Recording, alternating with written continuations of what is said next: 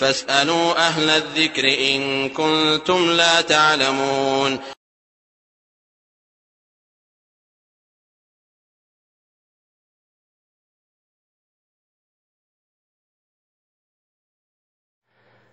ওয়ালাইকুম আসসালাম ওয়া রাহমাতুল্লাহি ওয়া বারাকাতুহু। সম্মানিত অ্যাডমিন আবু সারা ভাই,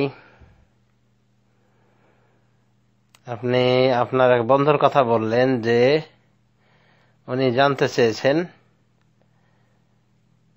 আপন ভাগ্নির মেয়ের সাথে বিয়ে করা জায়েজ কিনা, এবং উনি নাকি বলেছেন যে কোনো জায়গাতে এভাবে বিয়ে হয়ে গেছে। এর উত্তরে আগে বলি আউযু বিল্লাহি মিনাশ শাইতানির রাজিম। আমরা আল্লাহর কাছে শয়তান থেকে পানাহ চাই, বিতাড়িত শয়তান থেকে। অনুরূপভাবে অজ্ঞতার অনিষ্ট থেকে পানাহ চাই। এটা অত্যন্ত গর্হিত কাজ, কারণ আল্লাহ রাব্বুল আলামিন সূরা নিসা 23 নম্বর আয়াতে যে সমস্ত নারীদেরকে হারাম করেছেন সে নারীদের মধ্যে রয়েছে বানাতুল আখ ওয়া বানাতুল উখত, ভাইয়ের মেয়ে, ভাইয়ের মেয়েগণ এবং বোনের মেয়েগণ। সুতরাং ভাইয়ের মেয়ে সে তো মেয়ে, তার মেয়ে, তার মেয়ের মেয়ে সেটাও তার মেয়ে, এভাবে যত নিচে যাবে সরাসরি এগুলি সব তার জন্য হারাম,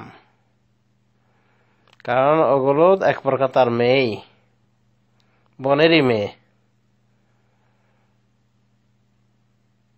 অনুরূপভাবে ভাইয়ের মেয়ে তার মেয়ে, ভাইয়ের মেয়ে মেয়ে ওই ভাইয়েরই মেয়ে, এভাবে যত নিচে যাবে এভাবে সরাসরি এগুলি সব হারাম। এগুলির একটি নাম যে এগুলি সব কি ভাইয়ের মেয়ে বা বোনের মেয়ে, কারণ দাদাকে ঊর্ধ্বতন বাবা বলা হয়েছে। রাসূলুল্লাহ সাল্লাল্লাহু আলাইহি ওয়াসাল্লাম তিনি বলতেন আনা ইবনে আব্দুল মুত্তালিব, আনা নবিয়্যু লা কাযিব, আনা ইবনে আব্দুল মুত্তালিব, আমি নবী, এটা মিথ্যা কোনো কথা নয়। আনা ইবনে আব্দুল মুত্তালিব, আমি আব্দুল মুত্তালিবের সন্তান। অথচ উনি তো সরাসরি আব্দুল মুত্তালিবের সন্তান ছিলেন না, আব্দুল মুত্তালিব ছিলেন তার দাদা, তার বাপের বাপ। কিন্তু রাসূলুল্লাহ সাল্লাল্লাহু আলাইহি ওয়াসাল্লাম নিজেকে কি বলেছেন? তিনি বলেছেন যে আমি আব্দুল মুত্তালিবের সন্তান। এ থেকে কি বুঝে আসলো? যে নাতিটাও এক প্রকার দাদার সন্তান।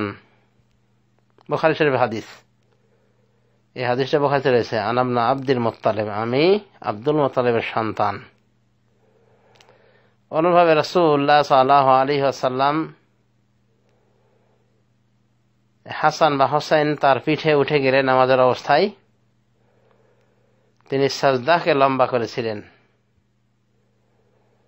তো সাহাবায়ে কেরাম ভয় পেয়েছিলেন যে হয়তো বা রাসূলুল্লাহ সাল্লাল্লাহু আলাইহি ওয়াসাল্লামের কোনো সমস্যা হলো কিনা, মৃত্যু চলে আসলো কিনা, না কিছু হলো।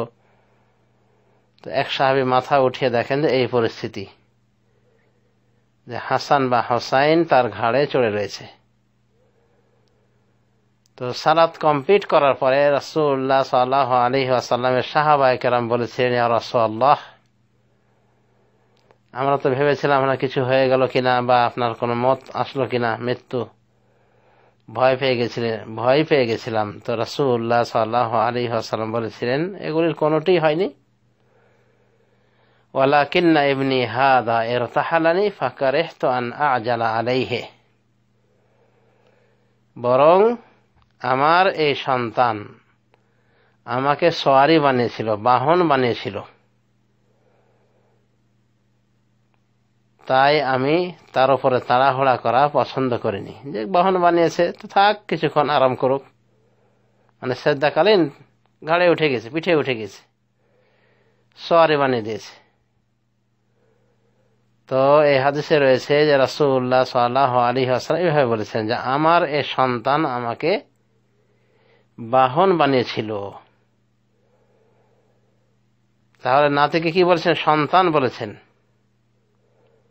বুখারী মুসলিম শরীফের হাদিস।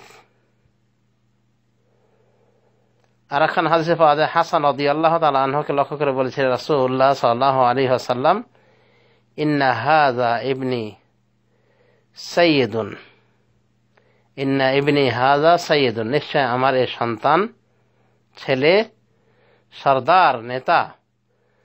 ওয়া সায়ুসলিহুল্লাহু বিহি বাইনা ফিয়াতাইন আযীমাতাইন মিনাল মুসলিমিন, আর অচিরে আল্লাহ তার মাধ্যমে মুসলিমদের দুটি বড় দলের মাঝে মীমাংসা আনবেন, মীমাংসা করে দিবেন। বুখারী শরীফের হাদিস। এবং হাসান রাদিয়াল্লাহু আনহু তিনি যে খেলাফত হস্তান্তর করেছেন মুআবিয়ার হাতে, এবং এর মাধ্যমে মুসলিমগণ একসাথে এক খলিফার আন্ডারে পরিচালিত হওয়ার সুযোগ পেয়েছিলেন। তো এটাই ছিল রাসূলুল্লাহ সাল্লাল্লাহু আলাইহি ওয়াসাল্লামের সেই হাদিসের প্রেক্ষাপট। তো কি বলেছিলেন রাসূলুল্লাহ সাল্লাল্লাহু আলাইহি ওয়াসাল্লাম তার এই নাতি সম্পর্কে? যে এটা আমার ছেলে, সুতরাং দাদার নাতি সেটা এক প্রকার ছেলে। অতএব ভাইয়ের যতগুলি মেয়ে, তার মেয়ে, তার মেয়ের মেয়ে, তার মেয়ের মেয়ের মেয়ে, এভাবে যত নিচে যাবে সবগুলি ভাইয়ের মেয়ে বলে গণ্য। কারণ ভাই তাদের ঊর্ধ্বতন দাদা, আর ভাইয়ের মেয়ে তো আল্লাহ হারাম করে দিয়েছেন কোরআনের ভিতরে। অনুভাবে বোনেরও ব্যাপারে একই কথা, বানাতুল উখত আল্লাহ বলছেন বোনের মেয়েগণ। তো বোনেরও মেয়ে যত নিচে যাবে এভাবে, ওই বোন হলো সবগুলি মেয়েদের নানি। আর নাতিনরা বুঝতে তো পারলেন পূর্বের হাদিস থেকে যে নাতিনরা কি হবে? নাতিনদের এক প্রকার বাবা, যদি মানে পিতা বাবা, আর মাতা হলো মা, মা সম্পর্ক, অর্থাৎ দাদি হলো মা সম্পর্কের। তার মানে বোনের এই সমস্ত মেয়েগুলি, বোনের মেয়ে, তার মেয়ে, তার মেয়ের মেয়ে, তার মেয়ের মেয়ে, তার মেয়ের মেয়ে, এভাবে যত নিচে যায় সবগুলি বোনের মেয়ে।